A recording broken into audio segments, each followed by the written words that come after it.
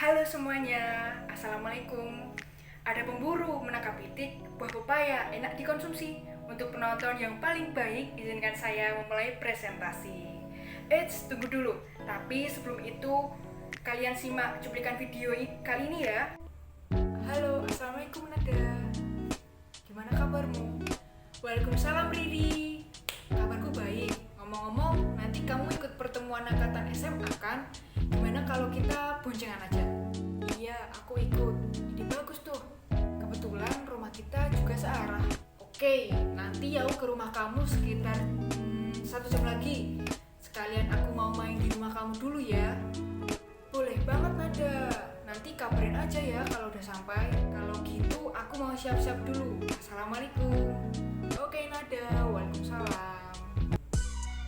Nah teman-teman, cuplikan video tadi berhubungan dengan salah satu contoh komunikasi verbal yang akan saya bawakan untuk memenuhi presentasi UAS Komunikasi Interpersonal. Tak kenal maka tak sayang, saya sendiri Isnanda Febri Nurrohmani dengan NPM 234100088, ilmu komunikasi 03. Artian komunikasi verbal. Komunikasi verbal adalah komunikasi yang menggunakan kata-kata, baik lisan maupun tulisan, dipakai dalam hubungan manusia untuk menyampaikan perasaan, gagasan, fakta, dan informasi, serta untuk bertukar pemikiran dan emosi, berdebat, dan bertengkar.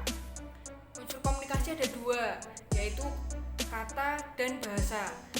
Kata-kata yang kita gunakan adalah abstraksi yang telah disepakati maknanya, sehingga komunikasi verbal bersifat intensional dan harus dibagi di antara orang-orang yang terlibat dalam komunikasi tersebut. Seringkali kita mencoba membuat kesimpulan terhadap makna apa yang diterapkan pada suatu pilihan kata. Yang kedua, bahasa. Bahasa memiliki 3 fungsi yang digunakan untuk mempelajari dunia sekitarnya, membina hubungan yang baik antar sesama, dan menciptakan ikatan-ikatan dalam kehidupan manusia. Dalam komunikasi verbal, lambang bahasa yang dipergunakan adalah bahasa lisan, tertulis pada kertas, ataupun elektronik. Nah, contoh komunikasi verbal tadi termasuk elektronik. Karena apa? Karena menggunakan handphone. Jenis komunikasi verbal. Bicara adalah komunikasi verbal lokal, sedangkan menulis adalah komunikasi verbal non-vokal. Mendengarkan adalah mengambil makna dari apa yang didengar, sedangkan membaca adalah satu cara untuk mendapatkan informasi dari sesuatu yang ditulis. Karakteristik komunikasi verbal. Secara jelas dan ringkas, perbendaharaan kata, konotatif dan denotatif, humor, intonasi, dan kecepatan membaca. Bentuk komunikasi verbal ada 2, yaitu tertulis dan lisan. Komunikasi verbal tertulis memungkinkan seseorang untuk menyampaikan pesan dengan jelas dan dapat direkam untuk referensi di masa depan. Contohnya seperti surat, email, pesan singkat, chatting. Nah, itu.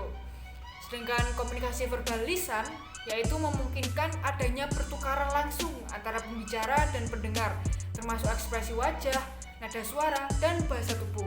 Nah, contoh video tadi adalah contoh komunikasi verbal lisan dengan cara video call. Contoh lainnya adalah pidato, rapat, konferensi. Ciri-ciri komunikasi verbal disampaikan secara lisan maupun tulisan, menggunakan kata-kata dari satu atau beberapa bahasa. Komunikasi bersifat 2 arah. Nah, manfaat melakukan komunikasi verbal: penamaan atau labeling, media untuk berinteraksi, berbagi informasi, mengembangkan bahasa, sarana untuk belajar, mengungkapkan eksistensi diri, berbagi perasaan, dan menambah pembendaharaan kata. Gimana sih cara meningkatkan kemampuan komunikasi verbal? Antara lain dengan cara membaca dan menulis lebih banyak. Membaca dan menulis secara aktif dapat membantu memperluas kosakata dan meningkatkan pemahaman bahasa. Yang selanjutnya, mempersiapkan pesan yang akan disampaikan. Nah, penting untuk mempersiapkan sebelum berkomunikasi dapat membantu seseorang menyampaikan pesan dengan lebih jelas dan efektif. Melatih bicara. Latihan bicara secara teratur dapat membantu seseorang yang menjadi lebih percaya diri dan terampil untuk berkomunikasi verbal. Subuh-subuh pergi ke kultum. Ada kumbang bisa melatih. Saya ucapkan wassalamualaikum. Semoga presentasi ini mudah dimengerti. Terima kasih.